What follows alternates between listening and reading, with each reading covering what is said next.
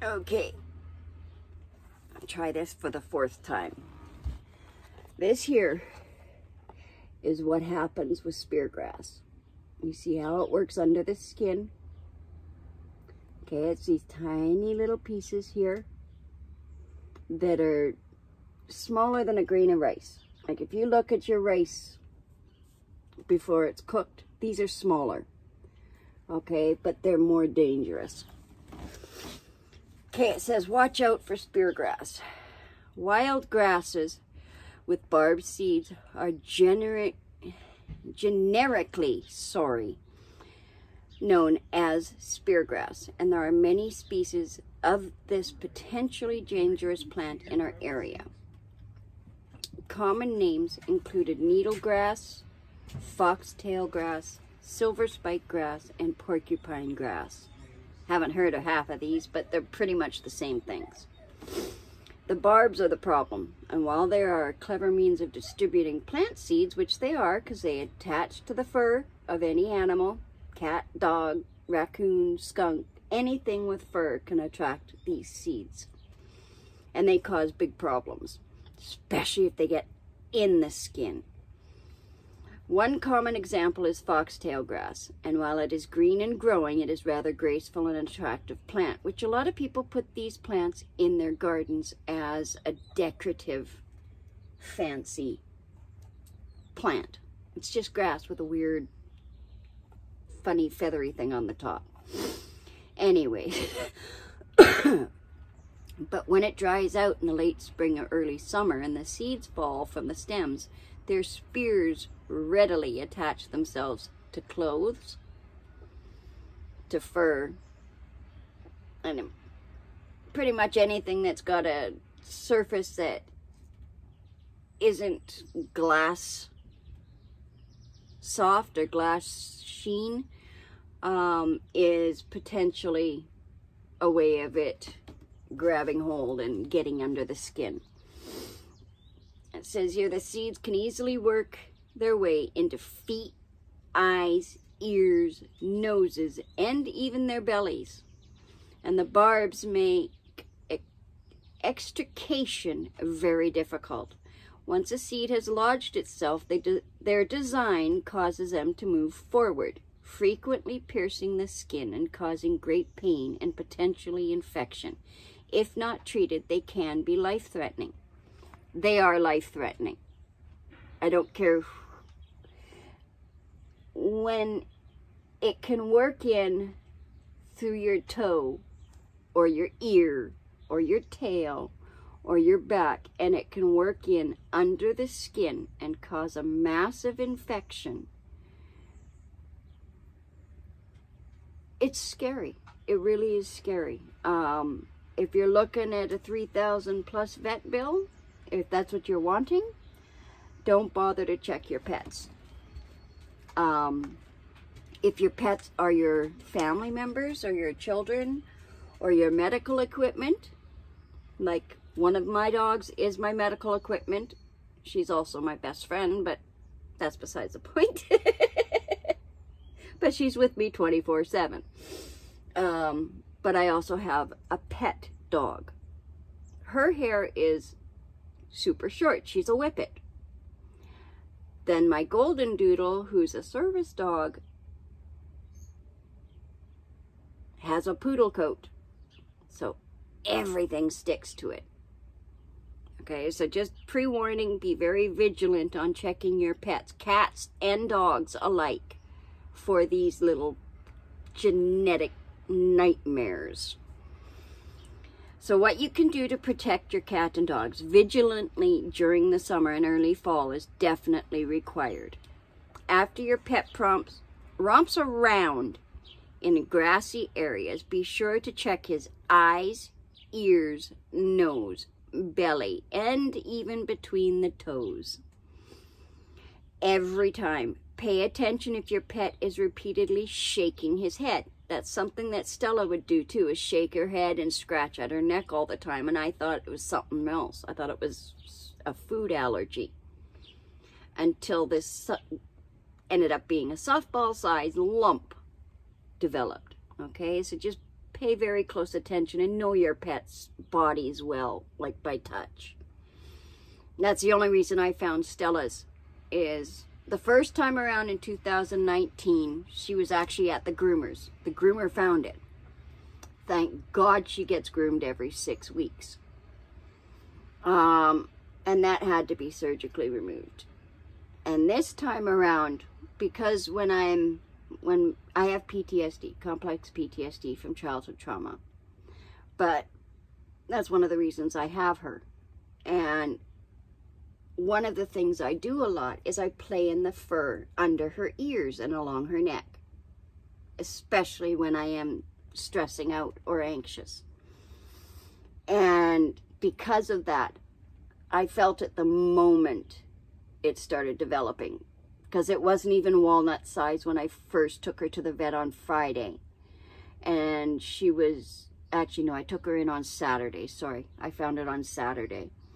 And on Tuesday morning, she was in for surgery, because between Sunday and Monday morning, it grew from walnut size to softball size. So just be very aware that it can develop very quickly or very slowly. It all depends on where that seed got into your pet. Okay, whether it got in the foot, the tail, the ear, the nose. I couldn't even imagine getting it in the nose or eyes. Oh, dear Lord. Anyways. Okay, now to continue. Pay attention if your pet is repeatedly shaking their head, scratching their ears, licking or chewing at a paw. And or whining repeatedly. And for some dogs, they'll just whimper. They won't full out show any other signs. They'll just whimper about stuff. If you're not sure, take them to the vet. I'd rather pay $100 or $150 for a checkup than a $3,000 surgery bill. So just be very aware that it happens. Okay? There has to be a reason, and it might be speargrass. If there is any speargrass that is growing on your property, get rid of it. Don't even have it in your gardens as decoration. The stuff is wicked AF. There is no reason for our pets can't get out and enjoy the good weather. Just be sure you are attentive and inspect them for speargrass regularly. Now, this is what I'm talking about with the decorative speargrass. The ones that I see a lot in gardens here. I'm in a city that's famous for their gardens, and a lot of people put this garbage in their gardens. Well, that's the little bugger that gets in part of it. It starts off, they're about yay big. Okay, so about an inch and a half. But every one of these little spears that are coming off it has a seed attached. And it's, excuse me, and it's those seeds that are what's dangerous to our pets. I've actually even heard of these seeds sprouting inside. According to the vet, when they first took it out in 2019, one of the seeds had actually started to sprout under her skin. Sorry, that scares the bejeebers out of me. That's science fiction crap. That's stuff you find in space movies and stuff where plants come out of animals. I know there's something like that in the insect world, where it basically, a seed gets into an ant and it causes some sort of zombified ant thing. So I have heard of it happening. But it's scary that this stuff can do as much damage as it's done.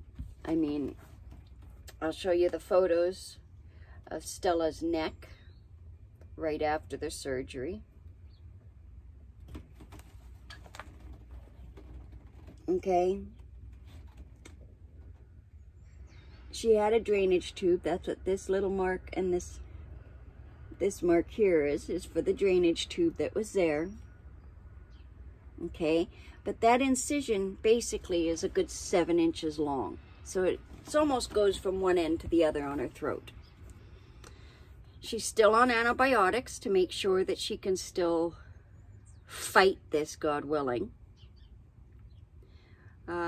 Just be very, very aware that your healthy pets that may not have any issues can end up in the hospital needing emergency surgery because a seed has gone under the skin like this. That's the scary part, is the damage it can do. And all from these dried little pieces. That's what they look like when they get into the fur. Okay, and each one of these can cause serious issues. Each one. Just by getting in between the toes like this. It works up and it can actually start to grow inside your pet. So please, people, I'm begging you, check your animals. Cats, dogs, raccoon, squirrel, any animal that you have, even a bunny rabbit, okay?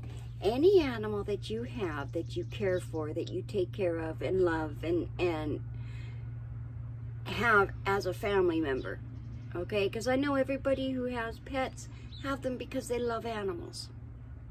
Okay, so I'm saying, please, if you love your animals, like I love mine, please, please, please check your pets when they come in from playing. Just run a comb or a brush through them. Run your fingers through their fur.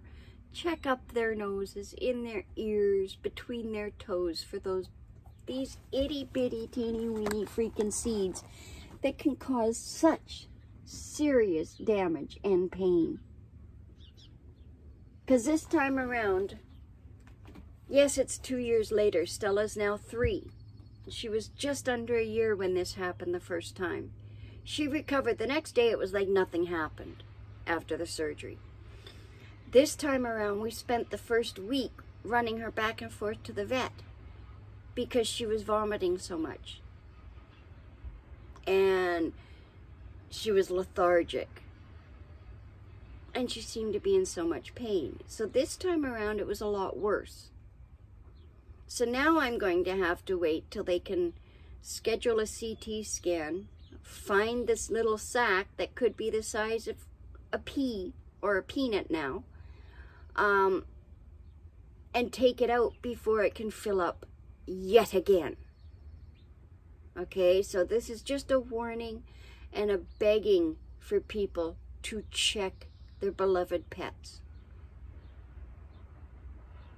Okay, even check your kids' heads because it can get into our skin through our hair and such.